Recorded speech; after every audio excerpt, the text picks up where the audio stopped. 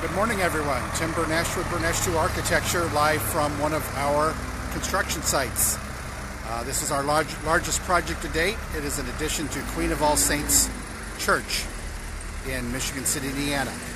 So we have an existing church and an existing school off over here, and we had 70 feet apart between the two of them, and the priest came to us wanting to do an addition that accommodates 4 classrooms that they had, moves their chapel from inside the school building to the new addition, and then creates a gathering space for fellowship after services. So this ended up being a two-story, 15,000 square foot addition, which you see in the background here. And this morning we will do a walkthrough, show you everything that's going on.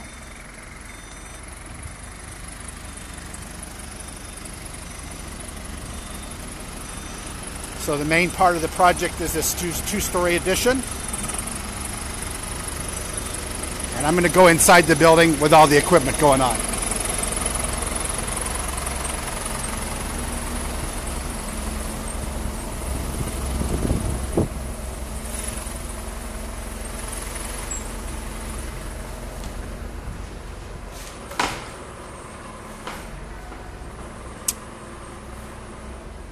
Okay, so this is the fellowship hall.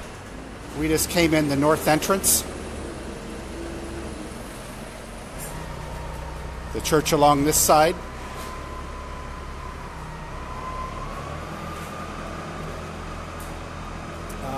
This building is not being sprinklered, so what you're seeing along the church is a product called shaft wall.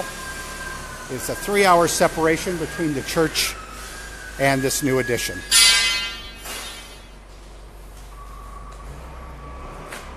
See, there's a lot of ductwork going on in this new portion of the building. That will generate the ceiling heights that we are allowed to have in here. We're seeing the meeting rooms that we will have. Off straight ahead is a meditation chapel.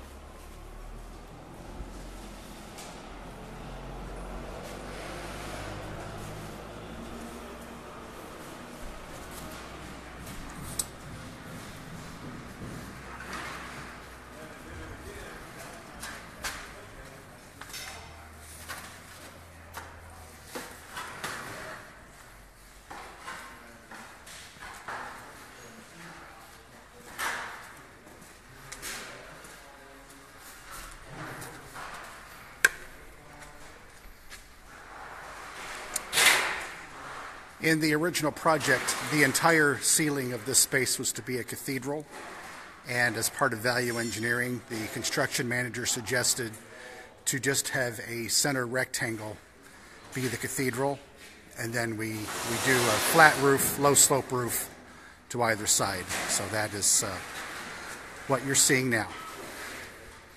We'll step outside and look at the exterior of the chapel. This is the school that we're adding on to.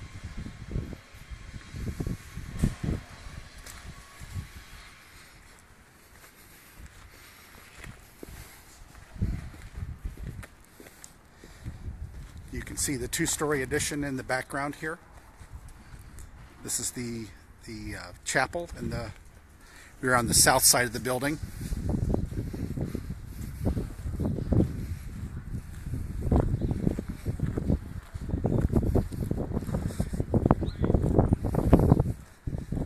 And then the church over here.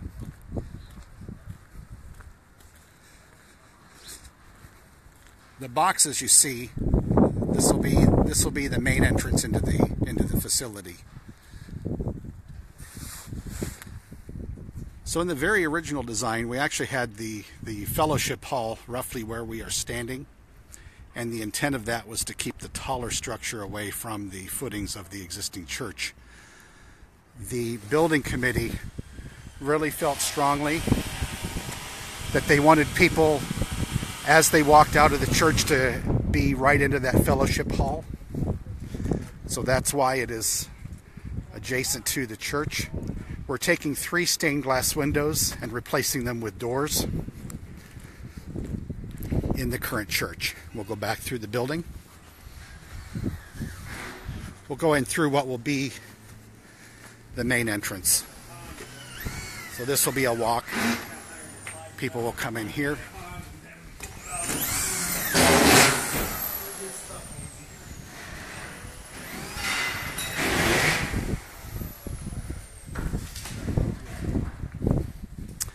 So here are the 3 stained glass windows, currently covered up with plywood to protect them from construction.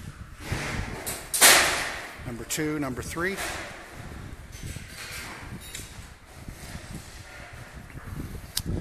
We'll go to the second level now.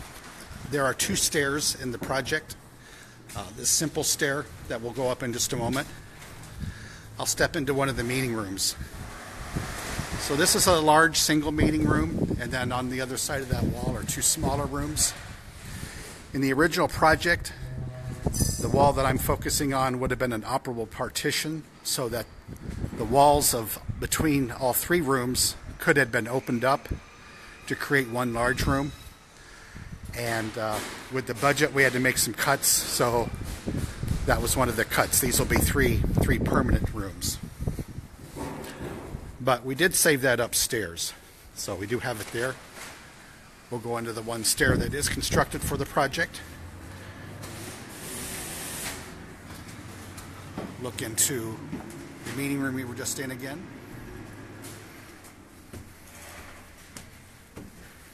And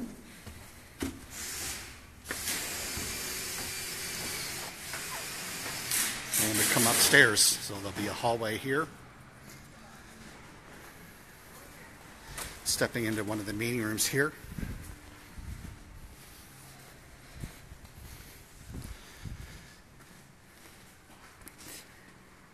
And in this case, along the beam that you see will be one of the operable partitions.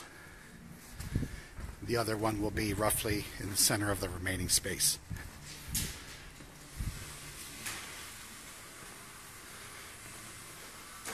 So this will be one large meeting room. And Father Kevin says that they've already got it rented, they've already got it designated for upcoming events. So be a very popular space in Michigan City. Walking through a storage and mechanical room. Another significant part in cost of the project is that we do have some large toilet rooms, both upstairs and downstairs.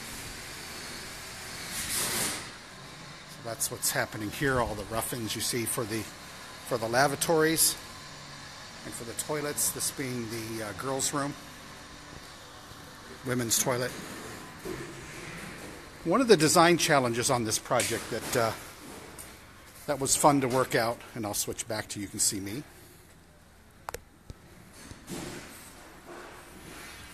is that if you look, this is the second stair. It is not currently in place yet. You can see the shaft wall between the school and the church. And it's hard to see from here, but if you take a look, get this here. Maybe the elevator shaft would be the best place to look at this. But basically,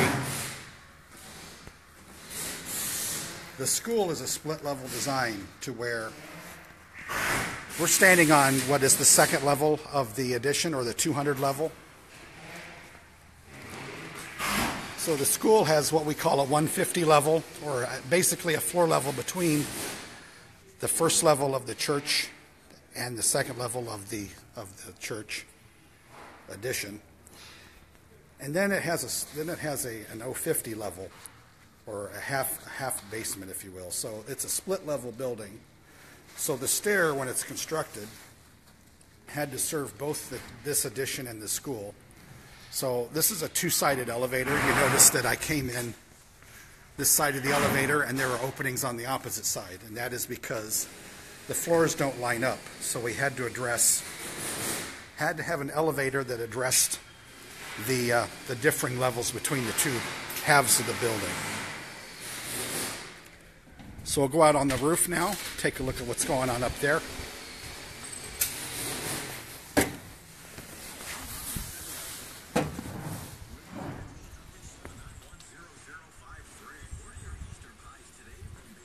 So this is the chapel.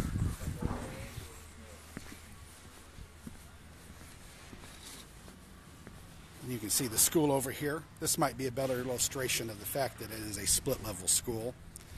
You can see how the windows on the lower level are shorter, and that's because half of that lower level is below ground. This wall will all get brick.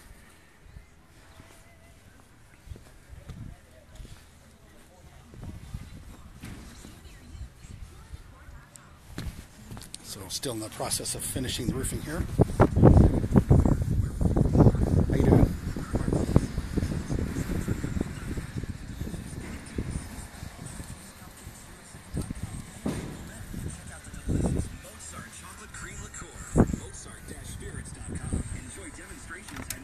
Morning. Visit chocolateevents.net today for your delicious tickets and details. The existing church will be doing some roof work in here, including a new roof drain. The chapel again. And the rooftop unit is on here. That wasn't here the last time I was on site.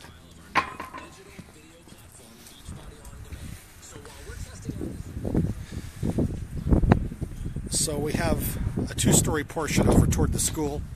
We're on top of the one-story portion. We're walking on the roof over the gathering space.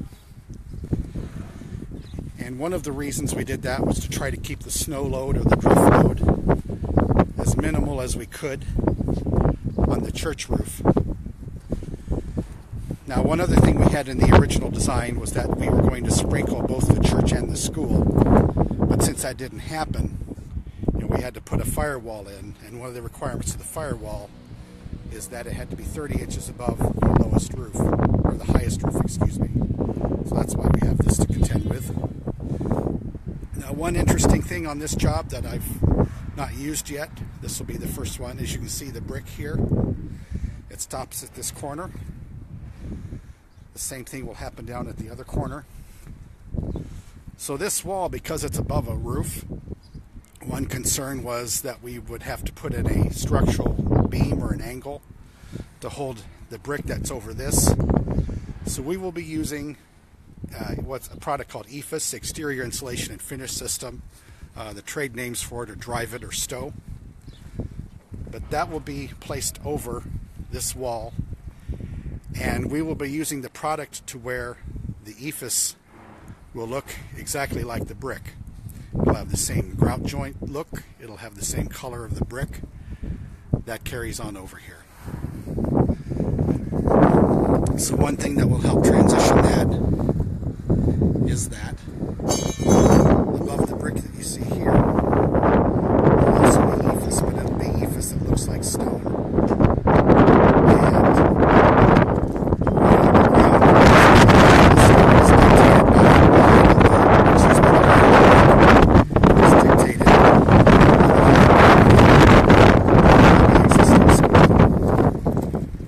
That's one way that we were trying to get this taller building to tie in with the school, is that the brick will match, and then it'll take on a different lighter colored material on above that. The stone will be a limestone lighter color. One other feature, our final feature I wanted to point out, was over the gathering space. These three boxes you see on the roof, these are curbs for skylights. So these would be translucent skylights that will let plenty of natural light into the gathering space, since we didn't have too many windows on here. Be a very nice feature in that we're also spending a little extra money on a product in there called Nanogel, which will be nice because it'll take what are traditionally R value of 2.7 skylights and bring them up to R23. So that should create tremendous energy savings over the life of the project. So I hope you enjoyed that tour of Queen of All Saints. This is Tim Berneche of Berneche 2 Architecture, and I thank you very much for watching. Have a great day.